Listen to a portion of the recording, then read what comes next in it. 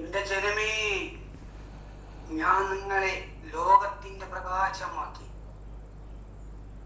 ആ ലോകത്തിന്റെ പ്രകാശം നിങ്ങളിൽ വസിക്കുന്നു. നിങ്ങളിൽ ഞാൻ വസിക്കുന്നു. നിങ്ങളിൽ ഞാൻ വസിക്കുന്നു.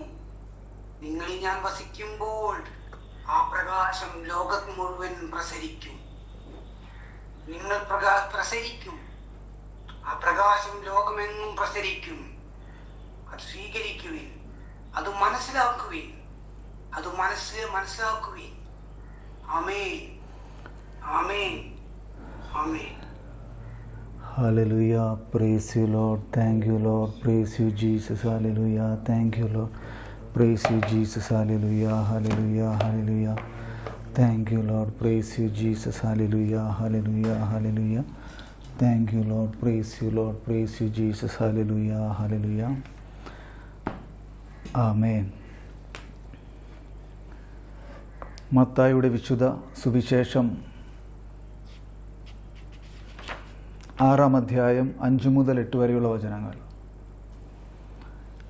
നിങ്ങൾ പ്രാർത്ഥിക്കുമ്പോൾ കപടനാട്യക്കാരെ പോലെ ആകരുത്.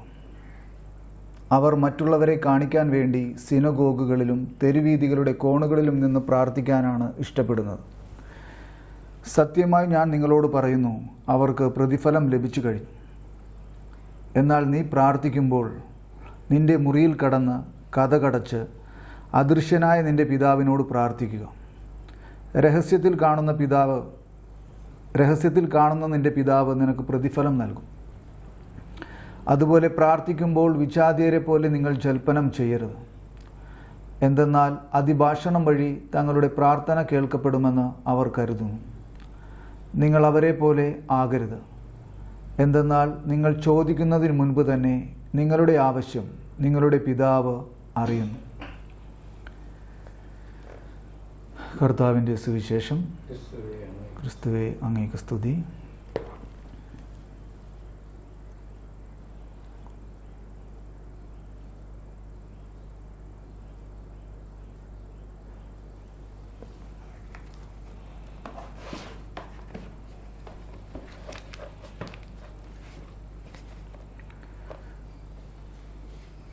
വീഡിയോയിൽ വരാറുന്നില്ല എല്ലാവർക്കും.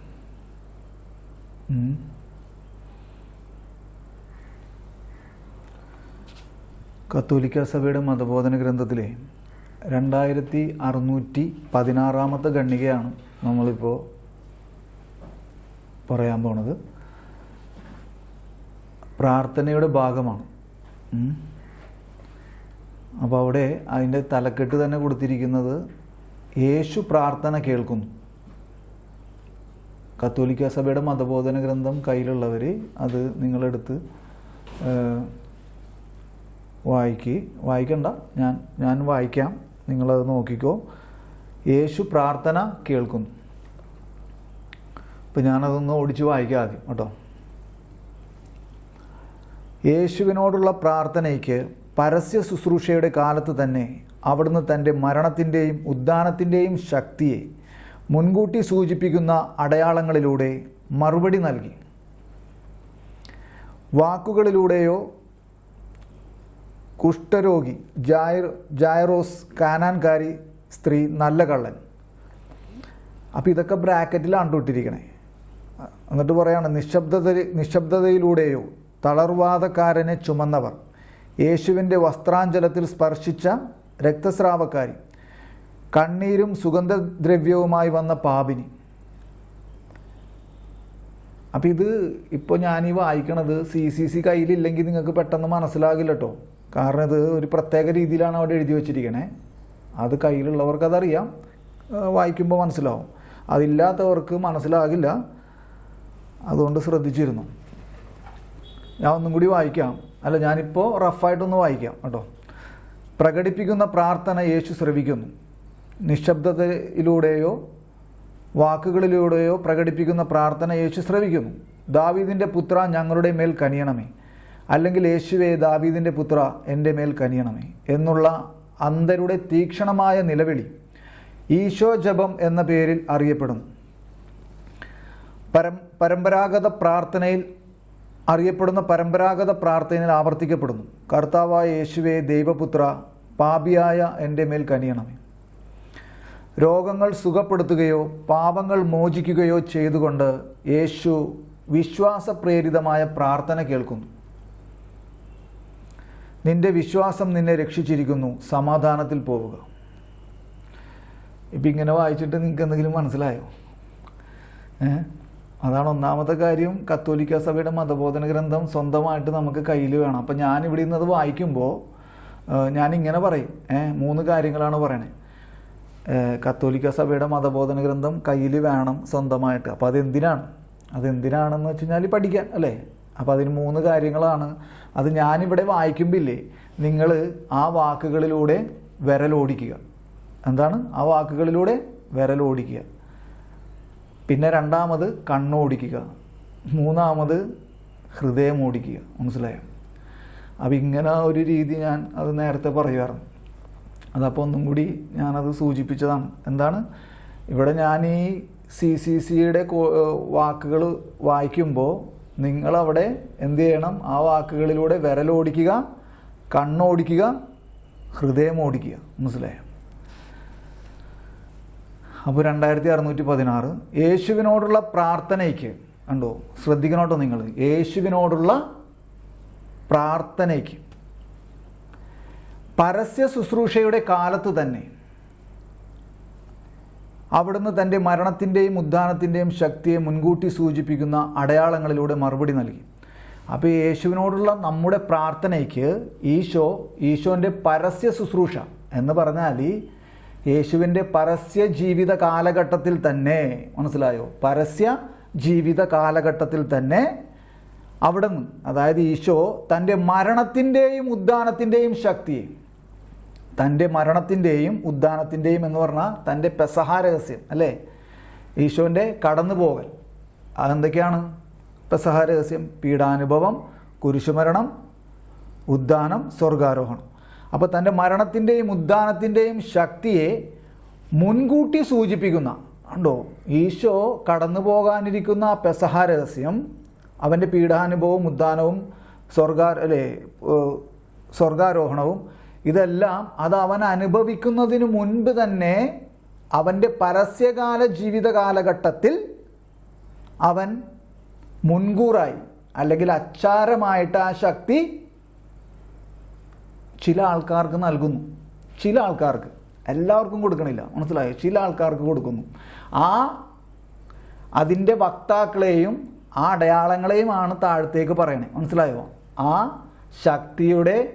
ശക്തി സ്വീകരിച്ച വക്താക്കളെയും ആ അടയാളങ്ങളുമാണ് അല്ലെങ്കിൽ അത്ഭുതങ്ങളുമാണ് താഴെ പറയുന്നത്. അപ്പോൾ ഞാനൊന്നും കൂടി വായിക്കണം. ഇപ്പോൾ പല ആവർത്തി നമ്മളിത് വായിക്കോട്ടോ, കാരണം എന്നാലാണ് ഇത് മനസ്സിലാവുള്ളൂ. അതുകൊണ്ടിട്ടാണ്. യേശുവിനോടുള്ള പ്രാർത്ഥനയ്ക്ക് പരസ്യ ശുശ്രൂഷയുടെ കാലത്ത് തന്നെ അവിടുന്ന് തൻ്റെ മരണത്തിൻ്റെയും ഉദ്ധാനത്തിൻ്റെയും ശക്തിയെ മുൻകൂട്ടി സൂചിപ്പിക്കുന്ന അടയാളങ്ങളിലൂടെ മറുപടി നൽകുകയാണ്. മറുപടി നൽകി, കണ്ടോ? അവനോടുള്ള പ്രാർത്ഥനയ്ക്ക് അവൻ മറുപടി നൽകുകയാണ്. എങ്ങനെയാണ് മറുപടി നൽകണേന്ന് അറിയോ? എങ്ങനെയാണ് മറുപടി നൽകണേ? അവൻ കടന്നു പോകാനിരിക്കുന്ന പെസഹ രഹസ്യം അത് അനുഭവിക്കുന്നതിന് മുൻപ് തന്നെ അതിൻ്റെ ശക്തിയുടെ പൂർണ്ണ ഫലം ഇല്ലേ, ആ പൂർണ്ണ ഫലം കിട്ടുന്നത് പെസഹ രഹസ്യത്തിന് ശേഷമാണ്. അതിൻ്റെ ഫലം, അത് ആ പൂർണ്ണ ഫലത്തിൻ്റെ അച്ചാരം മുൻകൂറായി ഈശോ തൻ്റെ പരസ്യ ജീവിത കാലഘട്ടത്തിൽ ചില ആൾക്കാർക്ക് നൽകിയതാണ് ഈ പറയുന്നത്. അങ്ങനെയാണ് മറുപടി നൽകണേന്. എന്നിട്ട് പിന്നെ എഴുതിയിരിക്കുകയാണ്. അപ്പോൾ ഇത്രയും ഭാഗത്ത് ഞാനൊരു കാര്യം കൂടി കൂട്ടിച്ചേർക്കട്ടെ. ഇപ്പോൾ ഈശോൻ്റെ പെസഹ രഹസ്യം അനുഭവിച്ചു കഴിയുന്നതിന് മുൻപ് തന്നെ അതിൻ്റെ ശക്തി അത് മറ്റുള്ളവർക്ക് മുൻകൂറായി നൽകുന്നു എന്ന് പറഞ്ഞു. ഇപ്പോൾ 492 ഖണ്ഡിക നിങ്ങളെടുത്ത് CCCയിൽ ഇത് വിടരുത്, ഈ പേജ് വിടരുത്, ഈ പേജ് അടയാളം വയ്ക്കുക, അല്ലെങ്കിൽ എന്തെങ്കിലും അത് വിടരുത്. ഉടനെ നമ്മൾ ഇതിലോട്ട് തിരിച്ചു വരും. 492 ഖണ്ഡിക എടുത്തേ. അവിടെ മറ്റൊരു കാര്യം അവിടെ നമുക്ക് കാണിച്ചു തരികയാണ് കത്തോലിക്ക സഭയുടെ പ്രബോധനം. അത് നോക്കിയേ,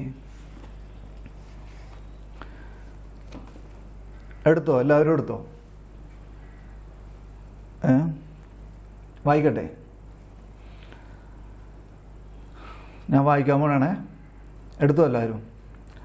492. അത് മാതാവിനെക്കുറിച്ചും മാതാവിൻ്റെ നിത്യകന്യാത്വം, മാതൃത്വം, അമലോത്ഭവം, ഇതിനെക്കുറിച്ചൊക്കെ പറയുന്ന ഭാഗമാണ്. അപ്പോൾ ഞാനതൊന്ന് വായിക്കണതാണ്. 492. ഉത്ഭവത്തിൻ്റെ ആദ്യ നിമിഷം മുതൽ അതുല്യ വിശുദ്ധിയുടെ തേജസ്സിനാൽ പ്രക്ഷോഭിതയായ കന്യകാമറിയത്തിന് ആ വിശുദ്ധി മുഴുവൻ സിദ്ധിച്ചത് ക്രിസ്തുവിൽ നിന്നാണ്. ശ്രദ്ധിച്ചോ നിങ്ങൾ? മാതാവിൻ്റെ അതുല്യ വിശുദ്ധി, ഇവിടെ തേജസ്, അത് മാതാവിന് എവിടെ നിന്നാണ് കിട്ടിയെന്ന്? ആ വിശുദ്ധി മുഴുവൻ സിദ്ധിച്ചത് എവിടെ നിന്നാണെന്ന്? ക്രിസ്തുവിൽ നിന്നാണെന്ന്. ഉത്ഭവത്തിൻ്റെ ആദ്യ നിമിഷം മുതൽ ആ അതുല്യ വിശുദ്ധിയുടെ, അതാണ് മാതാവിൻ്റെ അമലോത്ഭവം എന്ന് പറയുന്നത്. മനസ്സിലായോ? മാതാവ് അമലോത്ഭവയാണെന്ന് പറയണതിൻ്റെ അർത്ഥം എന്താ? ഇതാണത്. ഉത്ഭവത്തിൻ്റെ ആദ്യ നിമിഷം മുതൽ അതുല്യ വിശുദ്ധിയുടെ തേജസ്സിനാൽ പ്രക്ഷോഭിതയായ കന്യകാമറിയത്തിന് ആ വിശുദ്ധി മുഴുവൻ സിദ്ധിച്ചത് ക്രിസ്തുവിൽ നിന്നാണെന്ന്. ഇനി ശ്രദ്ധിക്കണം കേട്ടോ, CCC ഉള്ളവർ ഇനി ശ്രദ്ധിക്കുക. ആ വാക്കൊന്ന് ശ്രദ്ധിച്ചേ. സ്വപുത്രൻ്റെ യോഗ്യതകളെ മുൻനിർത്തി. കണ്ടോ? സ്വപുത്രൻ്റെ യോഗ്യതകൾ എന്താണ്? സ്വപുത്രൻ ആരാണ്? ഈശോ. ഈശോൻ്റെ യോഗ്യതകൾ എന്താണ്? നമ്മളിപ്പോൾ പറഞ്ഞ, നമ്മളിപ്പോൾ 2616 പറഞ്ഞ അവൻ്റെ മരണവും ഉദ്ധാനവും പെസഹ രഹസ്യം, അതായത് അവൻ്റെ പീഡാനുഭവം, കുരിശുമരണം, ഉദ്ധാനം, സ്വർഗാരോഹണം, ആ യോഗ്യതകളെ മുൻനിർത്തി. കണ്ടോ? മുൻകൂർ. കണ്ടോ? മാതാവ് ജനിക്കുന്നതിന് മുൻപ് തന്നെ മാതാവിന് എന്ത് നൽകി? അമലോത്ഭവം. അല്ലേ? അവൾ ജനിച്ചത് തന്നെ ഉത്ഭവത്തിൽ തന്നെ അവൾക്ക് എന്തില്ല? പാപമില്ലാതെയാണ് അവൾ ജനിച്ചത്. ഉത്ഭവ പാപമില്ല, ജന്മപാപവുമില്ല. മനസ്സിലാവുണ്ടോ? ഇത് ഇപ്പം നമ്മൾ വായിച്ച ആ സെൻറ്റൻസുമായിട്ട് കോട്ട് ചെയ്ത് പോകുന്നുണ്ടോ ഇല്ലയോ? 2616. മനസ്സിലാവുണ്ടോ? അപ്പോൾ ഇത് നമ്മുടെ വിഷയമല്ല സത്യത്തിൽ. ഈ 492 ഈ ഒറ്റ വാക്കാണ്. എന്താണ്? സ്വപുത്രൻ്റെ യോഗ്യതകളെ മുൻനിർത്തി. കണ്ടോ? സ്വപുത്രൻ്റെ യോഗ്യതകളെ. കണ്ടോ? യോഗ്യത എന്താണ്? യേശുക്രിസ്തുവിൻ്റെ യോഗ്യത എന്താണ്? ഈ പെസഹ രഹസ്യമാണ്. പീഡാനുഭവം, കുരിശുമരണം, ഉദ്ധാനം, സ്വർഗാരോഹണം, അതാണ് അവൻ്റെ യോഗ്യത. ആ യോഗ്യതകളെ മുൻനിർത്തി കൂടുതൽ ഉന്നതമായ രീതിയിൽ രക്ഷിക്കപ്പെട്ടവളാണവൾ. കണ്ടോ? കൂടുതൽ ഉന്നതമായ രീതിയിൽ രക്ഷിക്കപ്പെട്ടവളാണ് ആര്? പരിശുദ്ധം. ഇത് സഭയുടെ പ്രബോധനം നമ്മളെ പഠിപ്പിക്കുകയാണ്. മനസ്സിലായോ? അപ്പോൾ എങ്ങനെയാണ് രക്ഷിക്കപ്പെട്ടത് അവൾ? അമലോത്ഭവയായത് എങ്ങനെയാണ്? ക്രിസ്തുവിൻ്റെ സ്വപുത്രൻ്റെ യോഗ്യതകളെ മുൻനിർത്തി. അച്ചാരം അല്ലേ? അവിടെയും യേശു അനുഭവിക്കാനിരിക്കുന്ന ആ പെസഹ രഹസ്യത്തിൻ്റെ ആ രക്ഷയുടെ പൂർണ്ണ മനുഷ്യവംശത്തിന് ലഭിക്കാനിരിക്കുന്ന ആ പൂർണ്ണ ഫലത്തിൻ്റെ ഒരു മുന്നോടി അല്ലെ, മുന്നാസ്വാദനം അച്ചാരമായിട്ട് അല്ലെ, അച്ചാരമായി നൽകുന്നു. അത് മാതാവിൻ്റെ ജനിക്കുന്നതിന് മുൻപ് തന്നെ മാതാവിന് അത് നൽകി എന്നുള്ളതാണ്. അപ്പോൾ സൃഷ്ടിക്കപ്പെട്ട മറ്റേതൊരു വ്യക്തിയേക്കാളും അധികമായി മറിയത്തെ പിതാവ് ക്രിസ്തുവിൽ, കണ്ടോ? മറിയത്തെ പിതാവ് ക്രിസ്തുവിൽ സ്വർഗീയമായ എല്ലാ അനുഗ്രഹങ്ങളും കൊണ്ട് ആശീർവദിച്ചു. കണ്ടോ? കേട്ടോ? നമ്മൾ തൻ്റെ മുൻപിൽ സ്നേഹത്തിൽ പരിശുദ്ധയും നിഷ്കളങ്കയുമായിരിക്കുവാൻ ലോകസ്ഥാപനത്തിന് മുൻപേ മറിയത്തെ ദൈവം ക്രിസ്തുവിൽ തിരഞ്ഞെടുത്തു. കണ്ടോ? ക്രിസ്തുവിൽ തിരഞ്ഞെടുത്തു. മനസ്സിലായോ? അപ്പോൾ നമ്മളിപ്പോൾ ഇവിടെ ഈ ഒരൊറ്റ വാക്കാണ് എന്തെന്നാണ് ഈ ഗണ്ണിക വളരെ പ്രധാനപ്പെട്ടതാണ്. പക്ഷേ ആ ഒറ്റ വാക്കാണ് സ്വപുത്രൻ്റെ യോഗ്യതകളെ മുൻനിർത്തി. നമ്മൾ ഈ 2616 വീണ്ടും പോകണേണ്. ഇപ്പം ഇത് ഈ 492 നിങ്ങൾക്കൊരു ഐഡിയ കിട്ടിയോ? മനസ്സിലായോ? സ്വപുത്രൻ്റെ യോഗ്യതകളെ മുൻനിർത്തി. അപ്പോൾ ഈശോ അനുഭവിക്കാനിരിക്കുന്ന പെസഹ രഹസ്യം, അത് അനുഭവിക്കുന്നതിന് മുൻപ് തന്നെ അതിൽ നിന്ന് കിട്ടുന്ന രക്ഷ, അതിൻ്റെ ഫലം, മുന്നോടി അല്ലേ, മുൻകൂറായിട്ട് അതിൻ്റെ ഫലം നൽകാൻ ആർക്ക് പറ്റും? കർത്താവ് ഈശോ മിശിഹായ്ക്ക് പറ്റും. മനസ്സിലായോ?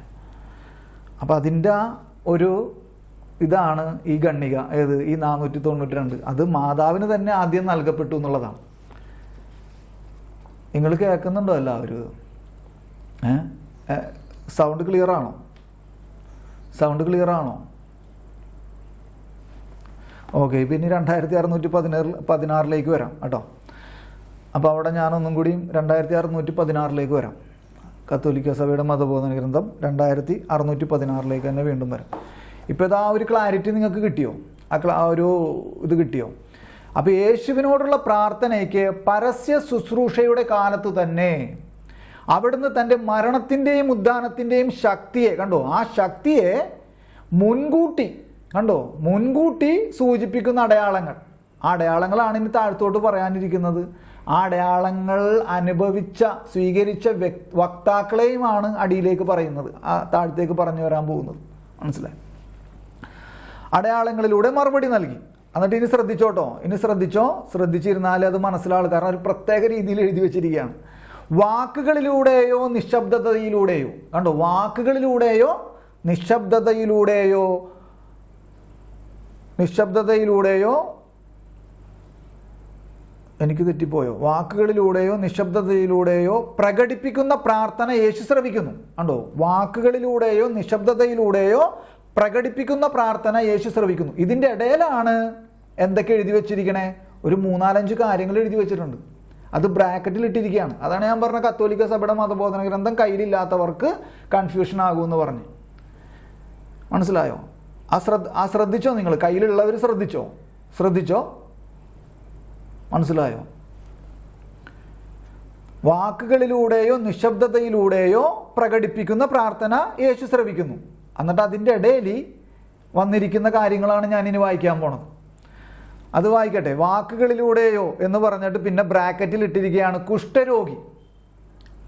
കുഷ്ഠരോഗിയെ സൗഖ്യപ്പെടുത്തിയത്, പിന്നെ ജായറോസിൻ്റെ മകളെ ഉയർപ്പിച്ചത്, പിന്നെ കാനാൻകാരി സ്ത്രീ, നല്ല കള്ളൻ.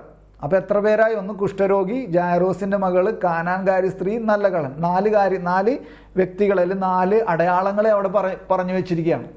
ഇനി വരുന്നുണ്ട്. അപ്പോൾ അത് വാക്കുകളിലൂടെയോ എന്ന് പറഞ്ഞിട്ട് ബ്രാക്കറ്റിൽ ഇട്ടിരിക്കുകയാണ് ഇത്രയും 4 കാര്യങ്ങളെ, 4 അത്ഭുതങ്ങളെ, അല്ലെ ഈ 4 സംഭവങ്ങളെ.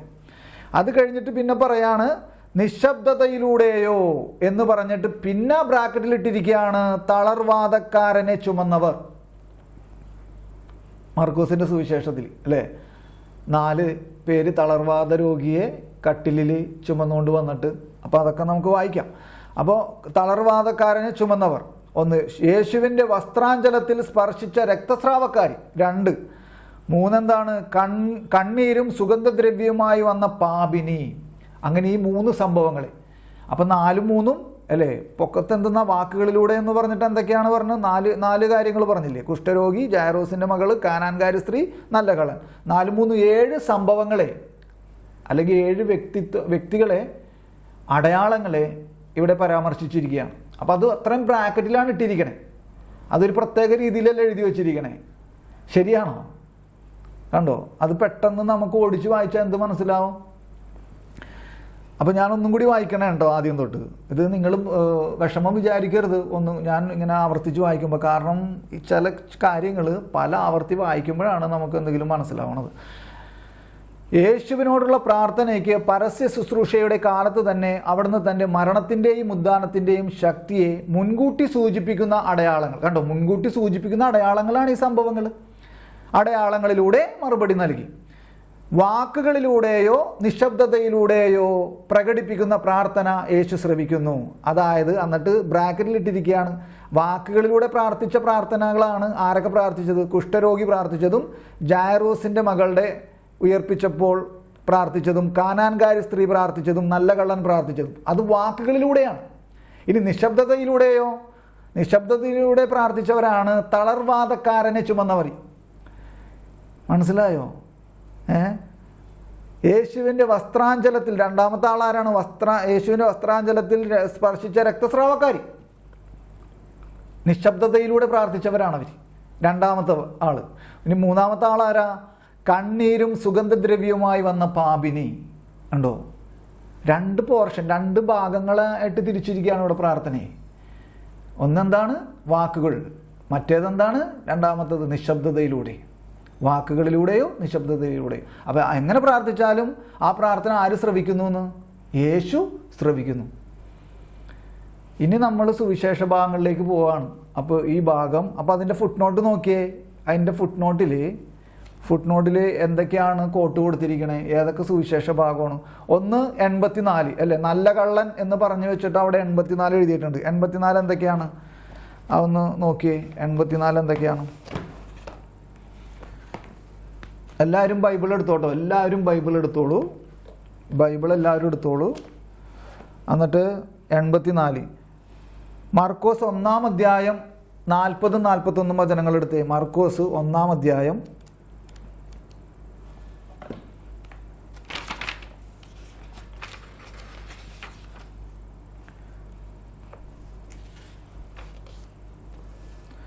40 മുതലുള്ള വചനങ്ങൾ ഞാൻ വായിക്കാം. അവിടെ കുഷ്ഠരോഗിയെ സുഖപ്പെടുത്തുന്നു എന്നുള്ളതാണ് കേട്ടോ. അപ്പോൾ ഈ പ്രാർത്ഥനാ ഭാഗം എന്തെന്നാണ്? ഏത് ഗണത്തിൽപ്പെടും ഈ പ്രാർത്ഥന?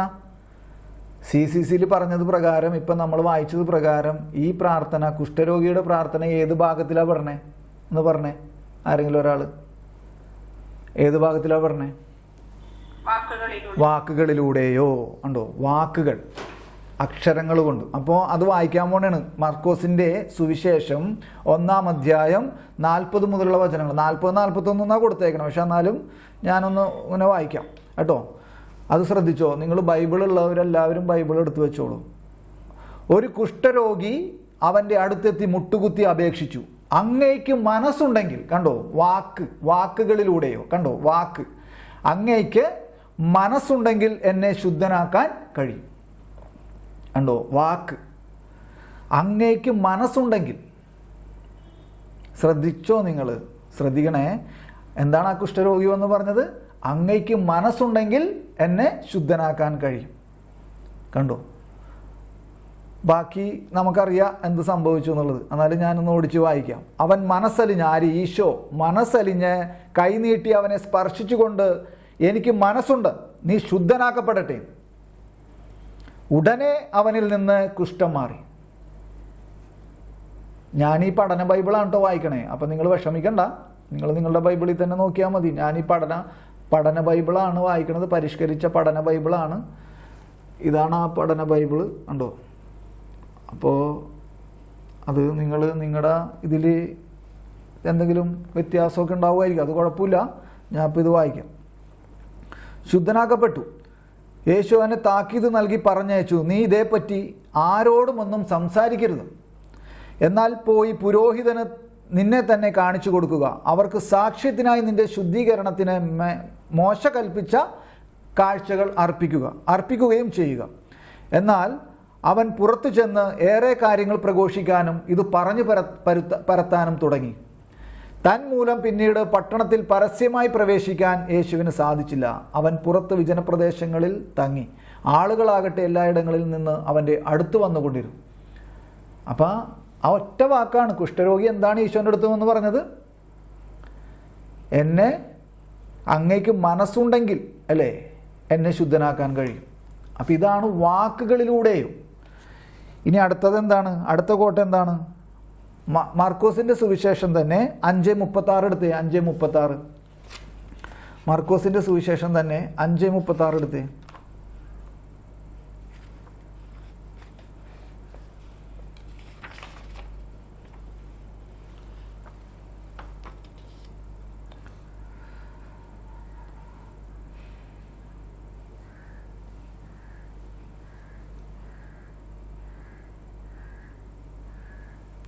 അപ്പം ജാറൂസിൻ്റെ മകളെ ഉയർപ്പിക്കുന്ന രംഗമാണ് ഇവിടെ, മനസ്സിലായോ? ജാറൂസിൻ്റെ മകളെ ഉയർപ്പിക്കുന്ന രംഗം.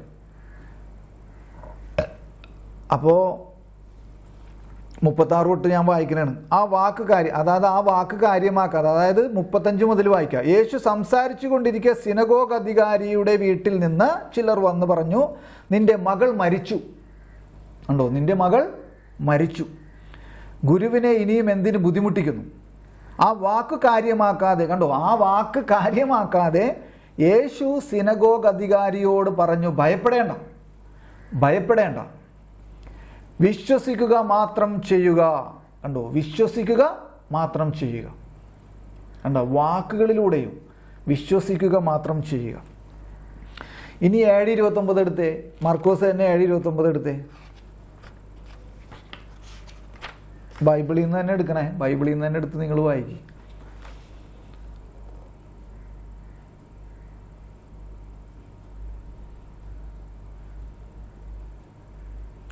അവിടെ മറ്റേ കാനാൻകാരി സ്ത്രീയുടെ സംഭവമാണ്, അവളുടെ കാര്യമാണ് പറയണത്. സീറോഫിനേഷ്യൻ സ്ത്രീയുടെ വിശ്വാസം. അപ്പോൾ 7:29 പറയണത് എന്താണ്? അപ്പോൾ ആ കഥ മുഴുവനും വായിക്കണില്ല, 7:29 മുതൽ വായിക്കാം. അവൻ അവളോട് പറഞ്ഞു, ആരോട്? ഈ കാനാൻകാരി സ്ത്രീയോട് പറയാണ്, ഈശോ പറയാണ്, ഈ വാക്ക് മൂലം നീ പൊയ്ക്കൊള്ളുക, പിശാച് നിന്റെ മകളെ വിട്ടുപോയിരിക്കുന്നു. അവൾ വീട്ടിലേക്ക് പോയി.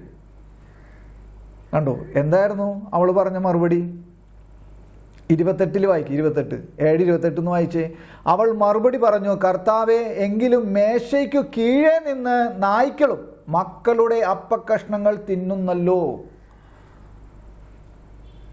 മനസ്സിലായോ എന്താണ് പറഞ്ഞത്?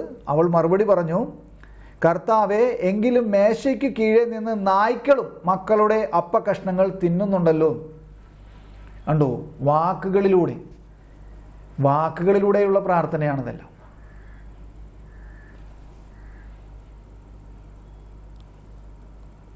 ഇനി ലൂക്ക 23. ലൂക്കായുടെ സുവിശേഷം 23-ാം അധ്യായം എടുത്തേ. ലൂക്കായുടെ സുവിശേഷം 23-ാം അധ്യായം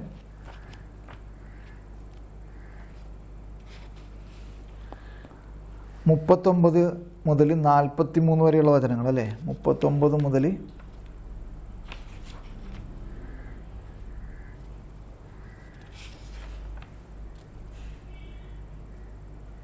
അവിടെ നല്ല കള്ളനെ കുറിച്ചാണ് പറയണത്. 39 മുതൽ വായിക്കാം. നമ്മൾ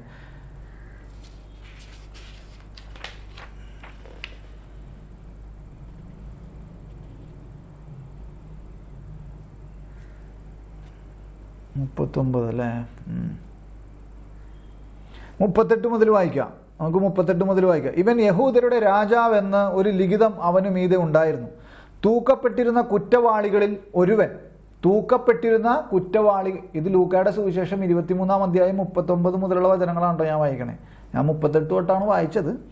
39-ാമത്തെ വചനമാണ് ഇപ്പോൾ വായിക്കണേ. തൂക്കപ്പെട്ടിരുന്ന കുറ്റവാളികളിൽ ഒരുവൻ അവനെ ദുഷിച്ചു പറഞ്ഞു, നീ ക്രിസ്തുവല്ലേ?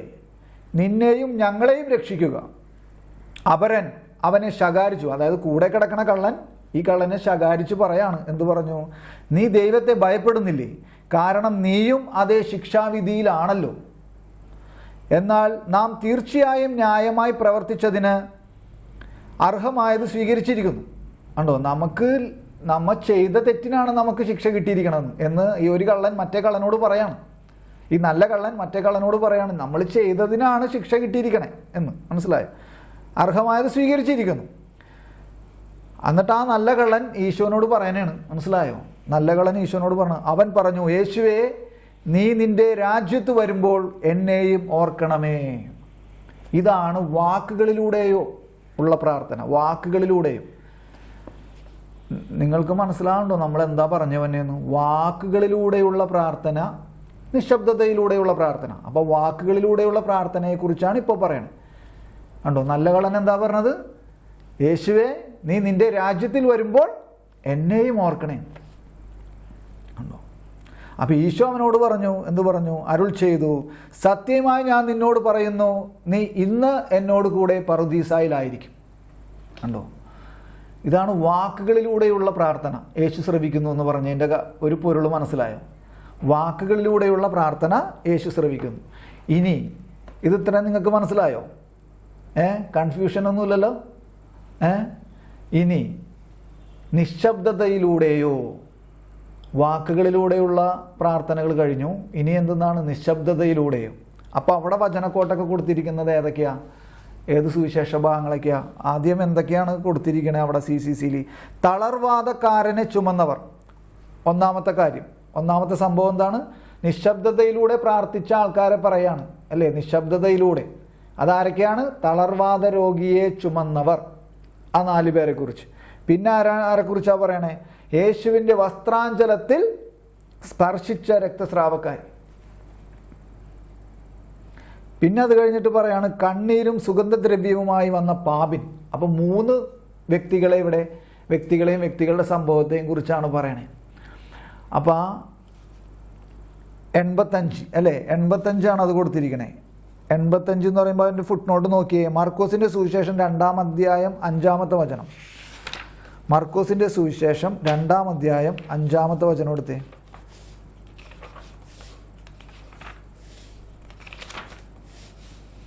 ഇതെന്തിനാ ബൈബിളിൽ നിന്ന് എടുത്ത് ഞാൻ നോക്കാൻ പറയണമെന്ന് മനസ്സിലായോ? ഈ വാക്കുകളിലൂടെയോ നിശബ്ദതയിലൂടെയോ പ്രകടിപ്പിക്കുന്ന പ്രാർത്ഥന യേശു കേൾക്കുന്നു എന്ന് പറയുമ്പോൾ ആ കാര്യത്തെ പ്രത്യേകമായിട്ട് എടുത്ത് ചൂണ്ടിക്കാണിക്കുന്നതാണ് സുവിശേഷ ഭാഗം. മനസ്സിലായോ? നിശബ്ദത. അപ്പം എന്താണ് ആ നിശബ്ദത എന്നുള്ളതാണ്. മനസ്സിലായോ? 2:5. അപ്പോൾ 2-ാം അധ്യായം തുടങ്ങുന്നത് എന്താണ്? തളർവാദ രോഗിയെ സുഖപ്പെടുത്തുന്നു എന്ന് പറഞ്ഞുകൊണ്ടാണ്. അപ്പം ഞാൻ ആ 2-ാം അധ്യായം തൊട്ടൊന്ന് വായിക്കാം കേട്ടോ. 2-ാം അധ്യായം തൊട്ടൊന്ന് വായിക്കാം. തളർവാദ രോഗിയെ സുഖപ്പെടുത്തുന്നു. മർക്കോസിൻ്റെ സുവിശേഷം 2-ാം അധ്യായം തൊട്ട് ഞാൻ വായിക്കാൻ പോണേ, 1 മുതലുള്ള വചനങ്ങൾ. കുറെ ദിവസങ്ങൾ കഴിഞ്ഞ് യേശു കഫർനാമിൽ വീണ്ടും എത്തിയപ്പോൾ അവൻ വീട്ടിലുണ്ടെന്ന ശ്രുതി പരന്നു. വാതിക്കൽ പോലും നിൽക്കാൻ സ്ഥലം തികയാത്ത വിധം നിരവധി ആളുകൾ അവിടെ കൂടി. അവൻ അവരോട് വചനം പ്രസംഗിച്ചു കൊണ്ടിരുന്നു. അപ്പോൾ 4 പേർ ഒരു തളർവാദ രോഗിയെ എടുത്ത് അവൻ്റെ പക്കലേക്ക് കൊണ്ടുവന്നു. എന്നാൽ ജനക്കൂട്ടം നിമിത്തം അവൻ്റെ അടുത്തെത്താൻ കഴിയാതെ അവൻ ഇരുന്ന സ്ഥലത്തിൻ്റെ മേൽക്കുര പൊളിച്ച് തളർവാദ രോഗിയെ അവർ കിടക്കയോടെ താഴോട്ടിറക്കി. അപ്പം ഇവിടെ ജോൺ പോൾ രണ്ടാമൻ മാർപ്പാപ്പയുടെ ഒരു പരാമർശവും കൂടി ഞാൻ പറയട്ടെ. ജോൺ പോൾ രണ്ടാമൻ മാർപ്പാപ്പ പറയാനാണ്. ജോൺ പോൾ രണ്ടാമൻ മാർപ്പാപ്പയായിരുന്നോ ഫ്രാൻസിസ് മാർപ്പാപ്പയായിരുന്നോ അതെനിക്കൊരു വ്യക്തത കിട്ടുന്നില്ല. ജോൺ പോൾ രണ്ടാമൻ മാർപ്പാപ്പയാണെന്നാണ് എനിക്ക് തോന്നണേ. ഇങ്ങനൊരു പരാമർശം നടത്തിയിട്ടുണ്ട്. ഇവർ എന്ത് ധൈര്യത്തിലാണ് ആ വീടിൻ്റെ മേൽക്കുര പൊളിച്ച് കട്ടിലോടുകൂടി തളർവാദ രോഗി ഇറക്കിയത്.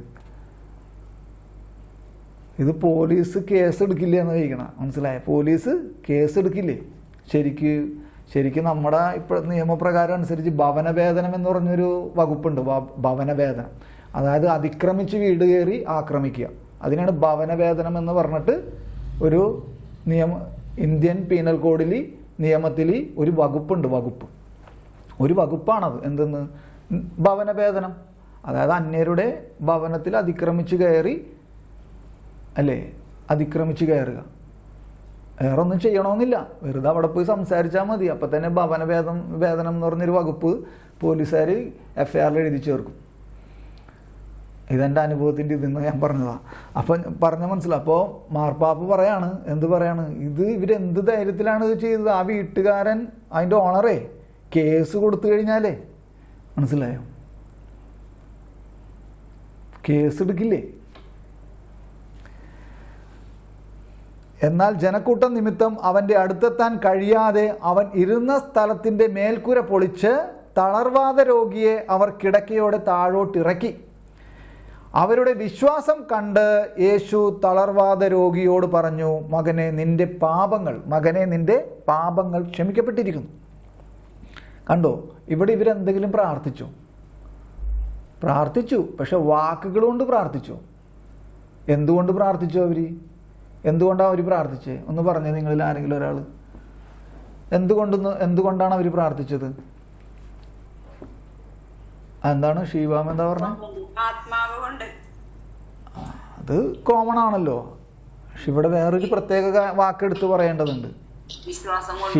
ഷീവാമ പറഞ്ഞ എന്താണ്? ആദ്യം വിശ്വാസം കൊണ്ട് എന്നതാണ്. വിശ്വാസം കണ്ട്, ആ വിശ്വാസമാണ് അവരുടെ പ്രാർത്ഥന. മനസ്സിലായോ? അതാണ് നിശബ്ദതയിലൂടെയോ എന്നുള്ളത്. വിശ്വാസം കണ്ട്, അത് പ്രധാനപ്പെട്ടതാണ്.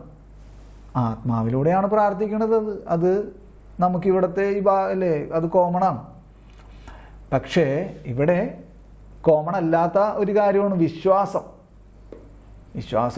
ഒരു പക്ഷെ കോമൺ ആണെന്ന് വേണമെങ്കിൽ പറയാം. പക്ഷെ അത് എത്ര പേർക്ക് ഇത്തരത്തിലുള്ള വിശ്വാസം ഉണ്ടാകും? അപ്പം അത് കോമൺ ആവോ? മനസ്സിലായോ? അപ്പം അതാണ് നിശബ്ദതയിലൂടെയോ ഉള്ള പ്രാർത്ഥന. ഉണ്ടോ, നിശബ്ദതയിലൂടെയോ.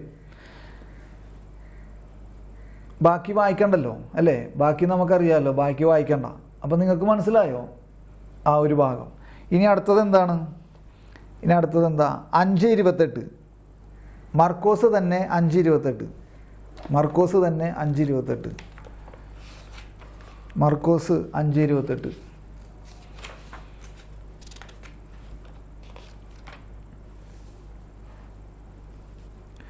അപ്പോൾ അവിടെ ജായറോസിൻ്റെ മകളും രക്തസ്രാവക്കാരിയുടെയും ഇതാണ്. അപ്പം ജായറോസിൻ്റെ മകളുടെ കാര്യം നമ്മൾ വായിച്ചു. ഇനി രക്തസ്രാവക്കാരിയുടെയാണ്. അപ്പം ഇവിടെ നമ്മ ഏത് ഭാഗത്തിലാണ്? ഏത് പ്രാർത്ഥനാ ഭാഗത്തിലാണ് നമ്മളിപ്പോൾ? കത്തോലിക്ക സഭയുടെ മതബോധന ഗ്രന്ഥത്തിലെ 2616 ഖണ്ഡികയിൽ വായിച്ചത് പ്രകാരം നമ്മൾ ഏത് പ്രാർത്ഥനയുടെ ഭാഗത്താണ് നിൽക്കണേ? ഏത് പ്രാർത്ഥനയുടെ ഭാഗത്താണ് നിൽക്കണേ? ആരും പറയണില്ല. നിശബ്ദതയിലൂടെയോ? അപ്പം അതാണ് രക്തസ്രാവക്കാരി എങ്ങനെയാണ് പ്രാർത്ഥിച്ചത്, അതാണിപ്പോൾ വായിക്കാൻ പോണേ. 21 മുതൽ വായിക്കാട്ടോ. 5-ാം അധ്യായം, മർക്കോസിൻ്റെ സുവിശേഷം 5-ാം അധ്യായം 21 മുതൽ ഞാൻ വായിക്കാം. യേശു വീണ്ടും വഞ്ചിയിൽ കരയെത്തിയപ്പോൾ ഒരു വലിയ ജനക്കൂട്ടം അവന് ചുറ്റും കൂടി. അവൻ കടൽ തീരത്ത് നിൽക്കുകയായിരുന്നു. അപ്പോൾ സിനഗോഗ് അധികാരികളിൽ ഒരുവനായ ജായറോസ് അവിടെ വന്നു. അവൻ യേശുവിനെ കണ്ട് കാൽക്കൽ വീണ് അവനോട് കേണപേക്ഷിച്ചു, എൻ്റെ ഓമന മകൾ മരിക്കാറായി കിടക്കുന്നു. അവൾ സൗഖ്യം പ്രാപിച്ച് ജീവിക്കാനായി അങ്ങ് വന്ന് അവളുടെ മേൽ കൈകൾ വയ്ക്കണമേ. യേശു അവൻ്റെ കൂടെ പോയി. വലിയൊരു ജനക്കൂട്ടം അവനെ അനുഗമിക്കുകയും തിക്കി ഞെരിക്കുകയും ചെയ്തു. 12 വർഷമായി രക്തസ്രാവമുള്ള ഒരു സ്ത്രീ ഉണ്ടായിരുന്നു. പല വൈദ്യന്മാരിലും നിന്ന് ഏറെ കഷ്ടപ്പാടുകൾ സഹിക്കുകയും അവൾക്കുള്ളതെല്ലാം ചെലവഴിക്കുകയും ചെയ്തിട്ടും പ്രയോജനപ്പെട്ടില്ലെന്ന് മാത്രമല്ല, കൂടുതൽ മോശമാവുകയാണ് ചെയ്തത്. യേശുവിനെക്കുറിച്ച് കേട്ടിരുന്ന അവൾ ജനക്കൂട്ടത്തിനിടയിലൂടെ അവൻ്റെ പിന്നിൽ ചെന്ന് വസ്ത്രത്തിൽ തൊട്ടു. കാരണം അവൾ പറഞ്ഞിരുന്നു. അവൾ എവിടെ പറഞ്ഞത്? അവൾ പറഞ്ഞിരുന്നു എന്ന് ഈ പഠന ബൈബിളിൽ എഴുതിയിരിക്കുകയാണ്. പഠന ബൈബിളിൽ എഴുതിയിരിക്കുന്നത് അവൾ പറഞ്ഞിരുന്നു. എവിടെയാണ് അവൾ പറഞ്ഞത്? എവിടെയാണ് അവൾ പറഞ്ഞത്? ഇത് നിശബ്ദതയിൽ അത് ആത്മാവിൽ അല്ലേ? ആത്മാവിൽ പറഞ്ഞു. വിശ്വാസത്തിലൂടെ ആത്മാവിൽ പറഞ്ഞു. എന്ത് പറഞ്ഞു? അവൻ്റെ വസ്ത്രത്തിൻ്റെ വിളുമ്പിലെങ്കിലും തൊട്ടാൽ ഞാൻ സൗഖ്യം പ്രാപിക്കും എന്ന് അവൾ വിചാരിച്ചിരുന്നു എന്നാണ് അല്ലേ നിങ്ങളുടെയൊക്കെ ബൈബിളിലുള്ളത് അല്ലേ? അങ്ങനെയല്ലേ ഉള്ളത്? വിചാരിച്ചു. അപ്പം ഇതിൽ പറഞ്ഞിരിക്കണം അവൾ പറഞ്ഞിരുന്നു. അപ്പോൾ അവൾ അവളുടെ ആത്മാവിനോട് തന്നെ പറയുകയാണ് എന്ത്? ഞാൻ സൗഖ്യമാകും ഇങ്ങനെ തൊട്ട് കഴിഞ്ഞാൽ എന്ന് അവൾ പറഞ്ഞിരുന്നു. അവൻ്റെ വസ്ത്രത്തിലൊന്ന് തൊട്ടാൽ മാത്രം മതി, ഞാൻ സുഖം പ്രാപിക്കും എന്നവൾ പറഞ്ഞിരുന്നു. ആരോട് പറഞ്ഞു? അവൾ അവളുടെ ആത്മാവിനോട് തന്നെ വിശ്വാസത്തിലൂടെ പറഞ്ഞിരുന്നു. ഇതൊന്നും ഇവിടെ എഴുതിയിട്ടുള്ളതല്ല കേട്ടോ, ഞാനത് പറഞ്ഞതാണ്. അവൾ പറഞ്ഞിരുന്നു, അവൻ്റെ വസ്ത്രത്തിലൊന്ന് തൊട്ടാൽ മാത്രം മതി, ഞാൻ സുഖം പ്രാപിക്കും. ഉടനെ അവളുടെ രക്തസ്രാവം നിലച്ചു. താൻ വ്യാധിയിൽ നിന്ന് സുഖം പ്രാപിച്ചിരിക്കുന്നുവെന്ന് അവൾക്ക് ശരീരത്തിൽ അനുഭവപ്പെട്ടു. ഉടനെ യേശു തന്നിൽ നിന്ന് ശക്തി പുറപ്പെട്ടതറിഞ്ഞ് തിരിഞ്ഞ് ജനമധ്യത്തിൽ നിന്നുകൊണ്ട് ചോദിച്ചു, ആരാണ് എൻ്റെ വസ്ത്രത്തിൽ തൊട്ടത്? ശിഷ്യന്മാർ അവനോട് പറഞ്ഞു, ജനക്കൂട്ടം നിന്നെ തിക്കി ഞെരിക്കുന്നത് കാണുന്നില്ലേ? എന്നിട്ടും ആരാണ് എന്നെ തൊട്ടതെന്ന് നീ ചോദിക്കുന്നുവോ? ഇത് ചെയ്തത് കണ്ടോ? അപ്പോൾ ഈശോ പിന്നെ അടുത്ത വചനം പറഞ്ഞു, ഇത് ചെയ്തത് ആരെന്ന് കാണാൻ അവൻ ചുറ്റും നോക്കിയിരുന്നു. അപ്പോൾ ഈശോ ഈ ശിഷ്യന്മാർ പറയണമെന്ന് ശ്രദ്ധിക്കണില്ല. കാരണം ശിഷ്യന്മാരെന്താ പറയണത്? ഇത്ര ജനക്കൂട്ടം മുഴുവൻ നിന്നെ തിക്കി ഞെരുക്കിയിട്ട് നടന്നിട്ട് നീ ആരാണ് നിന്നെ തൊട്ടതെന്ന് ചോദിക്കണതിൽ എന്താണ് ഇത്ര വലിയ അർത്ഥമുള്ളത്, കഴമ്പുള്ളത്? പക്ഷെ അപ്പം ഈശോ ഇതൊന്നും വകവയ്ക്കുന്നില്ല. ഈശോ ചുറ്റിനും നോക്കണാണ്. കാരണം എന്താ? അവനിൽ നിന്ന് ശക്തി പുറപ്പെട്ടിരിക്കുന്നു. ഇത് കൂദാശയുമായിട്ട് ബന്ധപ്പെട്ട് കിടക്കുന്ന ഒരു CCC 1116. അതിപ്പോൾ എടുക്കണ്ട, അത് ഇതുമായിട്ട് ബന്ധപ്പെട്ട് കിടക്കുന്ന ഒരു കോട്ടാണ്. മനസ്സിലായോ? ഇത് ചെയ്തതാരെന്ന് കാണാൻ അവൻ ചുറ്റും നോക്കി. ആ സ്ത്രീ തനിക്ക് സംഭവിച്ചതറിഞ്ഞ് ഭയന്ന് വിറച്ച് വന്ന് അവൻ്റെ മുൻപിൽ വീണ് സത്യം മുഴുവൻ അവനോട് പറഞ്ഞു. അവൻ അവളോട് പറഞ്ഞു, മകളെ, നിന്റെ വിശ്വാസം നിന്നെ രക്ഷിച്ചിരിക്കുന്നു. കണ്ടോ, നിശബ്ദതയിലൂടെയുള്ള പ്രാർത്ഥന, നിശബ്ദമായ പ്രാർത്ഥന. എന്തായിരുന്നു ഇവളുടെ നിശബ്ദത? എന്തായിരുന്നു സത്യത്തിൽ ഇവളുടെ നിശബ്ദത? അല്ലേ, അവള് എന്ത് ചെയ്തു? അവൾ ആ വസ്ത്രത്തിൽ വന്ന് തൊട്ടു. മനസ്സിലായോ? അതാണ്. വേറെ ഒന്നും ചോദിക്കാനോ പറയാനോ ഒന്നും നിന്നില്ല. കാരണം അവൾ പറഞ്ഞിരുന്നു, അല്ലെങ്കിൽ അവൾ വിശ്വസിച്ചിരുന്നു. എന്ത് വിശ്വസിച്ചിരുന്നു? യേശുക്രിസ്തുവിൻ്റെ വസ്ത്രാഞ്ചലത്തിലെ വിളുമ്പിൽ തൊട്ടാൽ ഞാൻ സുഖം പ്രാപിക്കുമെന്ന് അവൾ വിശ്വസിച്ചിരുന്നു. അവൾ ആത്മാവിൽ ഇങ്ങനെ പറഞ്ഞുമിരുന്നു.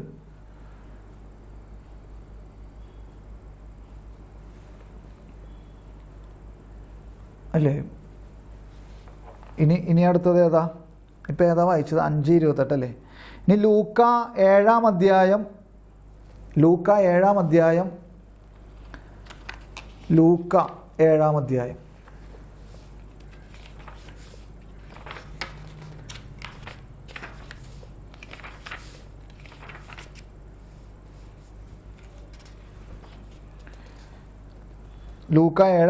37-38 വചനങ്ങളാണ്. പക്ഷെ ഞാനപ്പോൾ 36 മുതൽ വായിക്കാൻ പോകണാണ്. പാപിനിക്ക് മോചനം. ഞാൻ എന്ത് വായിക്കാൻ പോണു? 7-ാം അധ്യായത്തിൽ 36 മുതലുള്ള വചനങ്ങൾ. ലൂക്കായുടെ വിശുദ്ധ സുവിശേഷത്തിൽ നിന്ന് 7-ാം അധ്യായം 36 മുതലുള്ള വചനങ്ങൾ ഞാൻ വായിക്കാൻ പോകണാണ്. പാപിനിക്ക് മോചനം. അപ്പം ഇവിടെയും നിശബ്ദതയിലൂടെയുള്ള പ്രാർത്ഥനയാണ് കേട്ടോ. ഫരിസേയരിൽ ഒരുവൻ തന്നോടൊത്ത് ഭക്ഷണം കഴിക്കാൻ അവനെ ക്ഷണിച്ചു. യേശു അവൻ്റെ വീട്ടിൽ പ്രവേശിച്ച് ഭക്ഷണത്തിനിരുന്നു. അപ്പോൾ ആ പട്ടണത്തിലെ പാപിനിയായ ഒരു സ്ത്രീ ഫരിസേയൻ്റെ വീട്ടിൽ അവൻ ഭക്ഷണത്തിനിരിക്കുന്നു എന്നറിഞ്ഞ് ഒരു വെൺകൽഭരണി നിറയെ സുഗന്ധ തൈലം കൊണ്ടുവന്ന് അവൻ്റെ പിന്നിൽ പാദത്തിനരികെ കരഞ്ഞുകൊണ്ട് നിന്നു. കണ്ണീര് കൊണ്ട് അവൾ അവൻ്റെ പാദങ്ങൾ നനയ്ക്കുകയും തലമുടി കൊണ്ട് തുടയ്ക്കുകയും ചുംബിക്കുകയും സുഗന്ധ തൈലം പൂശുകയും ചെയ്തു തുടങ്ങി. കണ്ടോ, നിശബ്ദതയിലൂടെയുള്ള പ്രാർത്ഥന. കണ്ടോ, അവിടെ പ്രവൃത്തിയാണ് കാണിക്കണം. എന്താണ് പ്രവൃത്തി? കണ്ണീര് കൊണ്ട് അവൾ അവൻ്റെ പാദങ്ങൾ നനച്ചു, രണ്ടാമത്തെ കാര്യം. തലമുടി കൊണ്ട് തുടച്ചു, മൂന്നാമത്തെ കാര്യം. ചുംബിച്ചു, നാലാമത്തെ കാര്യം. അഞ്ചാമത്തെ കാര്യം സുഗന്ധ തൈലം പൂശുകയും ചെയ്തു. 5 കാര്യങ്ങൾ കണ്ടോ. ഒന്നെന്താ? കണ്ണീര് കൊണ്ട് അവൻ്റെ പാദങ്ങൾ നനച്ചു, ഒന്നാമത്തെ കാര്യം. രണ്ടാമത്തെ കാര്യം എന്താ? തലമുടി കൊണ്ട് തുടച്ചു പാദങ്ങൾ. എന്നിട്ട് പിന്നെ ആ പാദങ്ങൾ ചുംബിച്ചു, മൂന്നാമത്. നാലാമത് എന്താ? സുഗന്ധ തൈലം പൂശുകയും ചെയ്തു. 4 കാര്യങ്ങളാണ് കേട്ടോ. ഞാനത് ആദ്യത്തെ 2 പറഞ്ഞെന്നുള്ളൂ. 4 പോർഷൻ വരുന്നുണ്ട് ഈ വചനഭാഗത്തിൽ അല്ലേ. എന്താണ് പാപിനിയായ സ്ത്രീ സുഗന്ധ തൈലം കൊണ്ടുവന്ന ആ സ്ത്രീ എന്താ ചെയ്തത്? കണ്ണീര് കൊണ്ട് അവൾ അവൻ്റെ പാദങ്ങൾ നനച്ചു, പിന്നെ അത് തലമുടി കൊണ്ട് തുടച്ചു, പിന്നെ ചുംബിച്ചു, 3. നാലാമത്തത് സുഗന്ധ തൈലം പൂശുകയും ചെയ്തു തുടങ്ങി. കണ്ടോ, ഇതാണ് നിശബ്ദതയിലൂടെയുള്ള പ്രാർത്ഥന. ഇപ്പോൾ ഒരു വ്യക്തത കിട്ടിയോ നിങ്ങൾക്ക്? ഞാൻ പറയണത് മനസ്സിലാവുന്നുണ്ടല്ലോ അല്ലേ? പിന്നെ അത്രയും ഭാഗത്തെ വചന ആ സുവിശേഷ ഭാഗങ്ങൾ കഴിഞ്ഞ് ഇനി വീണ്ടും നമ്മൾ CCCയിലേക്ക് വരികയാണ്. CCCയിലേക്ക് വരാം.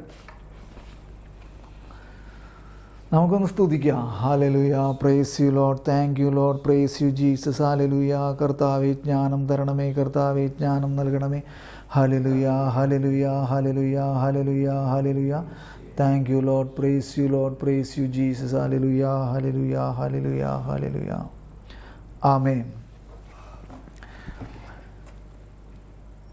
അപ്പം ഇത്രയും പറഞ്ഞ കാര്യങ്ങൾ നിങ്ങൾക്ക് മനസ്സിലായോ? ഞാനൊന്നും കൂടി 2616 ഖണ്ഡിക CCCയിലെ അതൊന്നും കൂടി വായിക്കണേണ്. അപ്പോൾ അതിൻ്റെ തലക്കെട്ട് തന്നെ എന്താണ്? യേശു പ്രാർത്ഥന കേൾക്കുന്നു. അപ്പോൾ 2616 കേട്ടോ. അപ്പോൾ അതൊന്ന് വായിക്കട്ടെ ഒന്നും കൂടി. യേശുവിനോടുള്ള പ്രാർത്ഥനയ്ക്ക് പരസ്യ ശുശ്രൂഷയുടെ, അതായത് പരസ്യ ജീവിത കാലഘട്ടത്തിൽ തന്നെ അവൻ തൻ്റെ മരണത്തിൻ്റെയും ഉദ്ധാനത്തിൻ്റെയും ശക്തിയെ മുൻകൂട്ടി സൂചിപ്പിക്കുന്ന അടയാളങ്ങളിലൂടെ മറുപടി നൽകി. കണ്ടോ, മറുപടി നൽകി. കണ്ടോ? വാക്കുകളിലൂടെയോ നിശബ്ദതയിലൂടെയോ പ്രകടിപ്പിക്കുന്ന പ്രാർത്ഥന യേശു ശ്രവിക്കുന്നു. എന്നിട്ട് പറയാണ്, ആരുടെ പ്രാർത്ഥനയൊക്കെയാണ് ശ്രവിച്ചത് ഈശോ? ഒന്ന്, കുഷ്ഠരോഗിയുടെ പ്രാർത്ഥന, വാക്കുകളിലൂടെയുള്ള പ്രാർത്ഥന. രണ്ടാമത് ജായറോസിൻ്റെ മകളുടെ സൗഖ്യമാക്കണമെന്ന് പറഞ്ഞു, പിന്നെ അവൾ മരിച്ചു, അവളെ ഉയർപ്പിക്കുന്ന അല്ലേ ആ ഭാഗം. അപ്പോൾ ജായറോസിൻ്റെ വാക്കുകൾ കൊണ്ടുള്ള പ്രാർത്ഥന. പിന്നെന്താണ് മൂന്നാമത്തെ? കാനാൻകാരി സ്ത്രീയുടെ വാക്കുകൾ കൊണ്ടുള്ള പ്രാർത്ഥന 3. നാലാമത്തത് നല്ല കള്ളൻ്റെ വാക്കുകൾ കൊണ്ടുള്ള പ്രാർത്ഥന. അങ്ങനെ 4 വ്യക്തികളെയും ആ അത്ഭുതങ്ങളെയും അല്ലെങ്കിൽ ആ സംഭവങ്ങളെയും അവിടെ വിവരിച്ചിരിക്കുകയാണ്. 4 വാക്കുകളിലൂടെയുള്ള പ്രാർത്ഥനയുടെ ഭാഗത്ത്. ഇനി അത് കഴിഞ്ഞിട്ട് പറയാണ് നിശബ്ദതയിലൂടെയോ ഉള്ള പ്രാർത്ഥന എന്ന് പറഞ്ഞിട്ട് പറയാണ് ബാക്കി 3 കാര്യങ്ങൾ അവിടെ എഴുതി ചേർത്തിരിക്കുകയാണ്. എന്തൊക്കെയാണ്?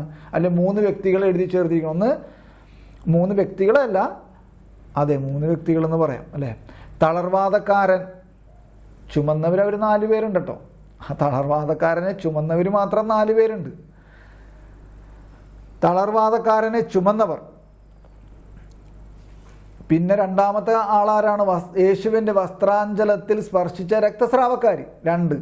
മൂന്നാമത്തത് ആരാണ്? കണ്ണുനീരും സുഗന്ധദ്രവ്യവുമായി വന്ന പാപിനി, മൂന്നാമത്തേത്. അപ്പോൾ ഈ 3 പേരും എങ്ങനെയാണ് പ്രാർത്ഥിച്ചത്? അല്ലെങ്കിൽ 3 സംഭവങ്ങളിലും ഈ പ്രാർത്ഥന എങ്ങനെയാണ് പോയത്? നിശബ്ദതയിലൂടെയോ പ്രകടിപ്പിക്കുന്ന പ്രാർത്ഥന യേശു ശ്രവിക്കുന്നു. ദാവീദിൻ്റെ പുത്ര, ഇനി ആ ഖണ്ഡികയെ തന്നെ അടുത്ത സെന്റൻസിലേക്ക് പോവാണ്. ദാവീദിൻ്റെ പുത്ര ഞങ്ങളുടെ മേൽ കനിയണമേ, അല്ലെങ്കിൽ യേശുവേ ദാവീദിൻ്റെ പുത്ര എൻ്റെ മേൽ കനിയണമേ. 86 മർക്കോസ് 9:27 എടുത്തേ. മർക്കോസ് 9:27. മർക്കോസ് അല്ല, മത്തായി 9:27 എടുത്തേ. മത്തായി 9:27. മത്തായി 9:27.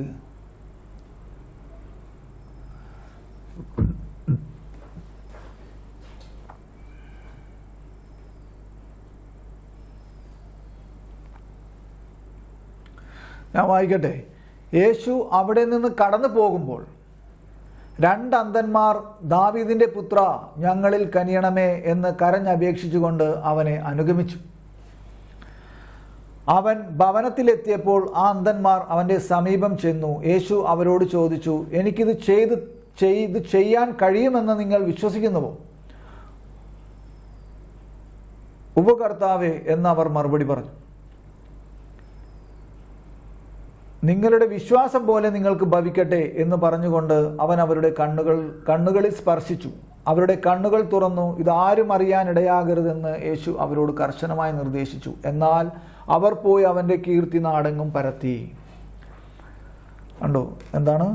യേശുവേ ദാവീദിൻ്റെ പുത്ര എൻ്റെ മേൽ കനിയണമേ എന്നുള്ള ആ ഭാഗത്തെ CCC കോട്ട് വചനഭാഗം കൊടുത്തിരിക്കുകയാണ് ഈ മത്തായി 9:27. അല്ലെങ്കിൽ യേശുവേ ദാവീദിൻ്റെ പുത്ര എൻ്റെ മേൽ കനിയണമേ എന്നുള്ള അന്ധരുടെ തീക്ഷണമായ നിലവിളി. കണ്ടോ? ഈ അന്ധരുടെ തീക്ഷണമായ നിലവിളി ഈശോ ജപം എന്ന പേരിൽ അറിയപ്പെടുന്ന പരമ്പരാഗത പ്രാർത്ഥനയിൽ, കണ്ടോ, ഈശോ ജപം എന്ന പേരിൽ അറിയപ്പെടുന്ന പരമ്പരാഗതമായ പ്രാർത്ഥനയിൽ ആവർത്തിക്കപ്പെടുന്നു. കർത്താവായ യേശുവേ ദൈവപുത്ര പാപിയായ എൻ്റെ മേൽ കനിയണമേ. എന്നിട്ട് പിന്നെ പറയാണ് രോഗങ്ങൾ സുഖപ്പെടുത്തുകയോ പാപങ്ങൾ മോചിക്കുകയോ ചെയ്തുകൊണ്ട്. കണ്ടോ? രോഗങ്ങൾ സുഖപ്പെടുത്തുകയോ പാപങ്ങൾ മോചിക്കുകയോ ചെയ്തുകൊണ്ടെന്ന് പറഞ്ഞപ്പോൾ എനിക്ക് പെട്ടെന്ന് ഓർമ്മ വന്നതേ, രോഗങ്ങൾ സുഖപ്പെടുത്തുകയോ പാപങ്ങൾ മോചിക്കുകയോ ചെയ്തുകൊണ്ട്. പാപങ്ങൾ മോചിക്കുകയോ എന്ന് പറഞ്ഞപ്പോൾ പെട്ടെന്ന് എനിക്ക് ഓർമ്മ വന്നത് യോഹന്നാൻ്റെ സുവിശേഷം 8-ാം അധ്യായമാണ്. എന്തെന്നാണത്? നോക്കാതെ പറയും. പിടിക്കപ്പെട്ട വ്യഭിചാരിണി അല്ലേ? ആണോ? ആ കഥയൊക്കെ നമുക്കറിയാം. അപ്പോൾ അവിടെ എന്താ സംഭവിച്ചത് അല്ലേ? മോശയുടെ നിയമപ്രകാരം ഇവൾ വധിക്കപ്പെടണം, കല്ലെറിഞ്ഞ് വധിക്കപ്പെടണം എന്ന് പറഞ്ഞുകൊണ്ട് നിയമിച്ചൊരു ഫരിസേയരും കൂടി ഈശോൻ്റെ മുമ്പിൽ ഇവളെ കൊണ്ടു നിർത്തിയിരിക്കുകയാണ്. എന്താണ് കാര്യം എന്താണ്? വ്യഭിചാരം ചെയ്തിരിക്കുന്നു. അപ്പോൾ ഈശോ എന്ത് പറഞ്ഞു? നിങ്ങളിൽ പാപം ഇല്ലാത്തവൻ പാപം ചെയ്യാത്തവൻ എന്നല്ല, പാപം ഇല്ലാത്തവൻ ആദ്യം ഇവളെ കല്ലെറിയട്ടെ എന്ന് പറഞ്ഞു. കണ്ടോ, യേശുവിൻ്റെ കടന്നുപോകലാകുന്ന പീഡാനുഭവം, കുരിശുമരണം, ഉദ്ധാനം, സ്വർഗാരോഹണം എന്ന പെസഹ രഹസ്യം അതനുഭവിച്ച് തീർത്തിട്ട് കിട്ടാനിരിക്കുന്ന ആ ശക്തി ഉണ്ടല്ലോ, ആ ശക്തി അതനുഭവിച്ച് ആ അനുഭവത്തിലേക്ക് വരുന്നതിന് മുൻപേ മനുഷ്യവംശത്തിന് അച്ചാരമായിട്ട് നൽകുന്നു. അച്ചാരമായിട്ട് ഒരു മുന്നാസ്വാദനം, ആ രക്ഷയുടെ മുന്നാസ്വാദനം ഇപ്പോൾ അല്ലെങ്കിൽ അപ്പോ എന്ന് പറഞ്ഞാൽ യേശുവിൻ്റെ പരസ്യ ജീവിത കാലഘട്ടത്തിൽ ഈ പാപിനിയ എന്താണ്, ഈ പിടിക്കപ്പെട്ട വ്യഭിചാരിണിക്ക് അവൾക്ക് ഫ്രീ ആയിട്ട് കൊടുക്കുകയാണ്. ഫ്രീ, സൗജന്യമാണ് ആ രക്ഷ, ആ രക്ഷയുടെ മുന്നാസ്വാദനം. മനസ്സിലായോ? അതാണ് രോഗങ്ങൾ സുഖപ്പെടുത്തുകയോ പാപങ്ങൾ മോചിക്കുകയോ എന്ന് പറഞ്ഞപ്പോൾ യോഹന്നാൻ്റെ സുവിശേഷത്തിൽ ഇവളെയാണ് എനിക്ക് ഓർമ്മ വന്നത്. രോഗങ്ങൾ സുഖപ്പെടുത്തുകയോ പാപങ്ങൾ മോചിക്കുകയോ ചെയ്തുകൊണ്ട് യേശു വിശ്വാസപ്രേരിതമായ പ്രാർത്ഥന കേൾക്കുന്നു. കണ്ടോ, യേശു വെറുതെ ഒരു പ്രാർത്ഥനയല്ല, വിശ്വാസപ്രേരിതമായ പ്രാർത്ഥന. വിശ്വാസപ്രേരിതമായ, അതായത് വിശ്വാസത്തിൽ അധിഷ്ഠിതമായ, വിശ്വാസത്തിലൂന്നി നിന്നുകൊണ്ടുള്ള പ്രാർത്ഥന ഈശോ കേൾക്കുകയാണ്. എന്നിട്ട് പിന്നെ പറയാണ്, നിന്റെ വിശ്വാസം നിന്നെ രക്ഷിച്ചിരിക്കുന്നു, സമാധാനത്തിൽ പോവുക. നിന്റെ വിശ്വാസം നിന്നെ രക്ഷിച്ചിരിക്കുന്നു, സമാധാനത്തിൽ പോവുക. ഇതെല്ലായിടത്തും ഈശോ പറയണതാണ് അല്ലേ? അവൻ്റെ പരസ്യ ജീവിതകാലത്തിലുടനീളം അവൻ പറഞ്ഞിരിക്കുന്ന ഒരു പ്രധാനപ്പെട്ട വാക്കാണ്, വചനമാണെന്ത്? സമാധാനത്തിൽ പൊയ്ക്കോ, നിന്റെ വിശ്വാസം നിന്നെ രക്ഷിച്ചിരിക്കുന്നു. ഇനി എന്നിട്ട് അതിൻ്റെ അടിയിൽ ഒരു കോട്ട് വരുന്നുണ്ട്. അത് അവിടെയാണ് മറ്റൊരു സത്ത അല്ലേ, ആധ്യാത്മിക ക്രൈസ്തവ പ്രാർത്ഥനയുടെ ഒരു ആന്തരിക സത്ത ഈ അടിയിലൊരു ഈ 2616 അടിയിലെ അടിയിൽ ഉള്ള ആ ചെറിയ ഗണ്ണിക 2616 തന്നെയുള്ള ചെറിയ ഗണ്ണിക, അത് ആരെഴുതിയാണെന്നൊക്കെ ഉള്ളത് അവിടെ ഫുട് നോട്ടിലുണ്ട്. നിങ്ങളിതെല്ലാവരും കേൾക്കണുണ്ടോ? ഇത് ചിലവരൊന്നും വീഡിയോയിൽ കാണുന്നില്ലേ? ആൻമരിയ കേൾക്കുന്നുണ്ടോ? ജൂനോ, നീ കേൾക്കുന്നുണ്ടോ? റോസ്?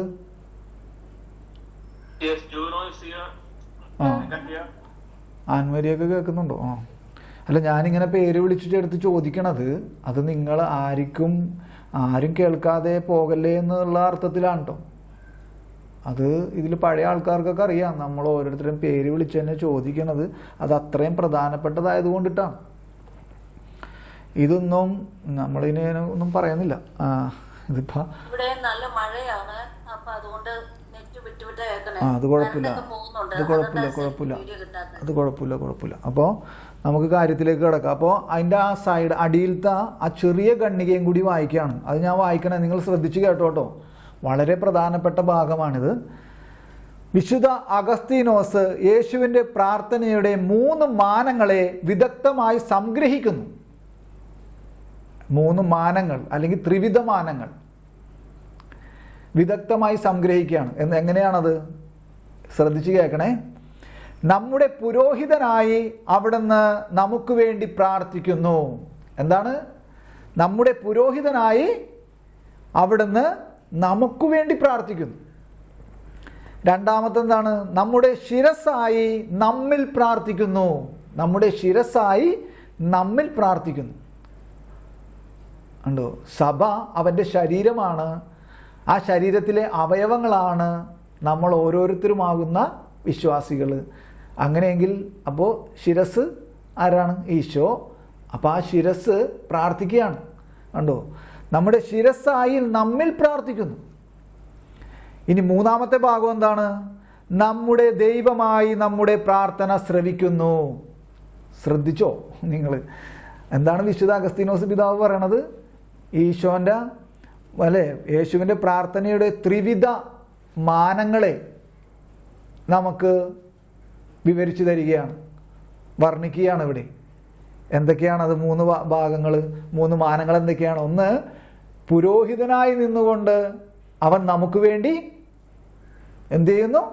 പ്രാർത്ഥിക്കുന്നു. പുരോഹിതനായി നിന്നുകൊണ്ട് അവിടുന്ന് നമുക്ക് വേണ്ടി പ്രാർത്ഥിക്കുന്നു. ഇനി രണ്ടാമത്തേതോ, നമ്മുടെ ശിരസ്സായി നമ്മിൽ പ്രാർത്ഥിക്കുന്നു. രണ്ടാമത്തെ കാര്യം, നമ്മുടെ ശിരസ്സായി നമ്മിൽ പ്രാർത്ഥിക്കുന്നു. ഇനി മൂന്നാമത്തെ കാര്യം എന്താണ്?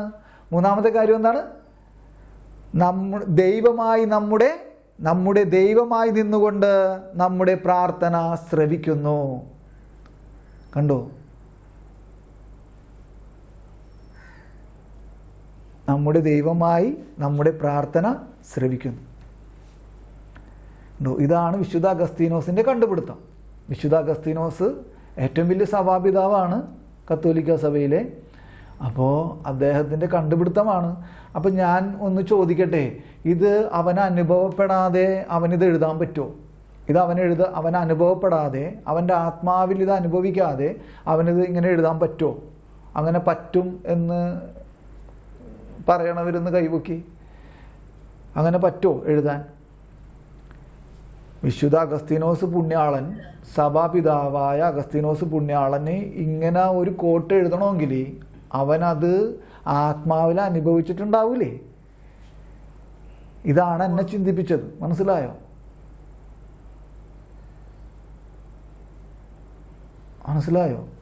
ഇതെന്നെ വളരെയധികം ചിന്തിപ്പിച്ചു. എന്ത്? ഈ വിശുദ്ധ അഗസ്തീനോസ് പിതാവ് അവൻ അപ്പോൾ എത്രത്തോളം ആ പ്രാർത്ഥനാ ജീവിതത്തിൻ്റെ ഉച്ചകോടിയോ അല്ലെങ്കിൽ പരമകോടി ആ അവസ്ഥയിലേക്ക് പോയിട്ടുണ്ടാവണം ഇങ്ങനൊരു കാര്യം മനസ്സിലാക്കണമെങ്കിൽ.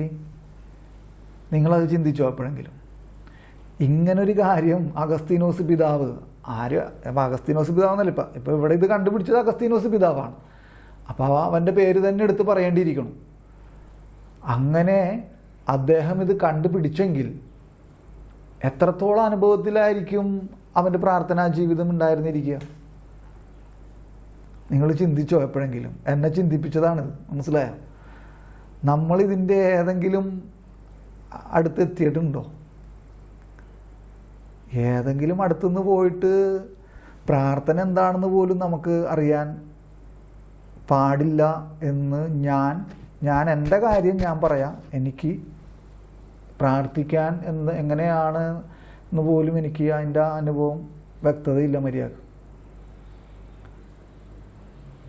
യഥാർത്ഥ അനുഭവത്തിലേക്ക് എനിക്ക് എത്താൻ പറ്റിയിട്ടില്ല. ശരിയാണ്. അപ്പം ഞാൻ ഒന്നും കൂടി വായിക്കണാണ് ആ ചെറിയൊരു ഖണ്ഡിക.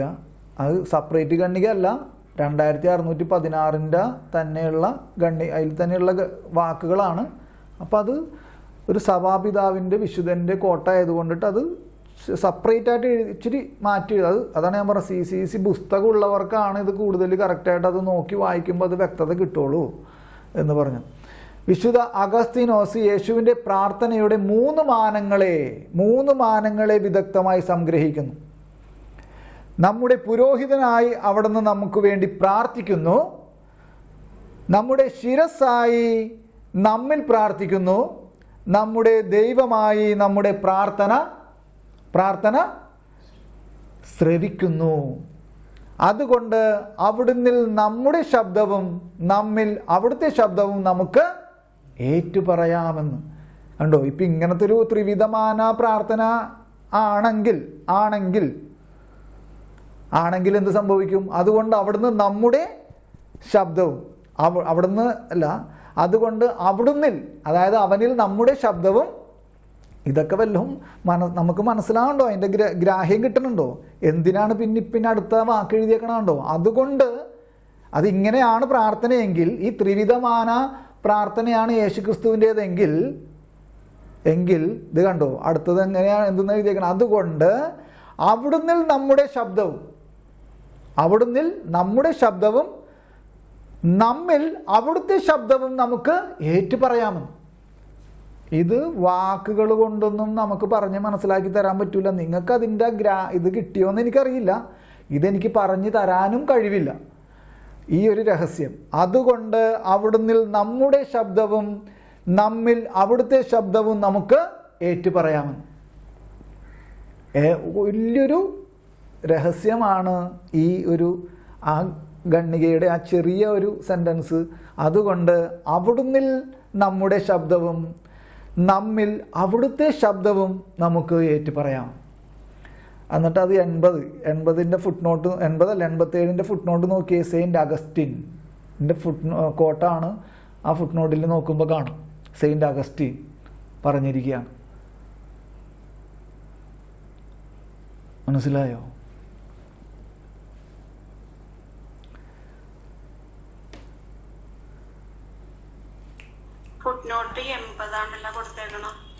അത് ഇപ്പം ഫുട് നോട്ടിൽ നോക്കിയേ, നിങ്ങൾ ഫുട് നോട്ടിൽ നോക്കിയേ എത്രയാണ് കൊടുത്തേക്കണേ? അവിടെ 80 കൊടുത്തേക്കണേ. ശരിയാണ്, എൻ്റെയിലും 80 തന്നെയാണ്. ആ ഫുട് നോട്ട് നോക്കിയേ. ഫുട് നോട്ടിൽ എത്രാമത്തെ നമ്പർ ഇട്ടേക്കണേ? സെയിൻറ്റ് അഗസ്റ്റിൻ എന്ന് പറഞ്ഞിട്ട് എത്രാമത്തെ നമ്പർ ഇട്ടേക്കണേ? 87 അല്ലേ എന്നല്ല, ആണോ അല്ലയോ അവിടെ എഴുതിയേക്കണത് നോക്കിയേ. ആ ഇപ്പം ഇനി 80 എന്നുള്ളത് ഇതിൻ്റെ നമ്മൾ ഇപ്പം 2616 ഗണ്ണിക വായിച്ചില്ലേ? ഗണ്ണിക വായിക്കുമ്പോൾ 84, 85, 86 എന്നൊക്കെ നമ്മൾ വായിച്ചില്ലേ? അതിൻ്റെ ഫുട് നോട്ടിൽ സുവിശേഷ ഭാഗങ്ങളൊക്കെ വായിച്ചില്ലേ? അപ്പോൾ പിന്നെ 86 കഴിഞ്ഞിട്ട് പിന്നെ ഏത് നമ്പറാണ് വരിക? ഏത് നമ്പറാണ് വരിക? 80 വരണോ 87 വരണോ? മനസ്സിലായോ?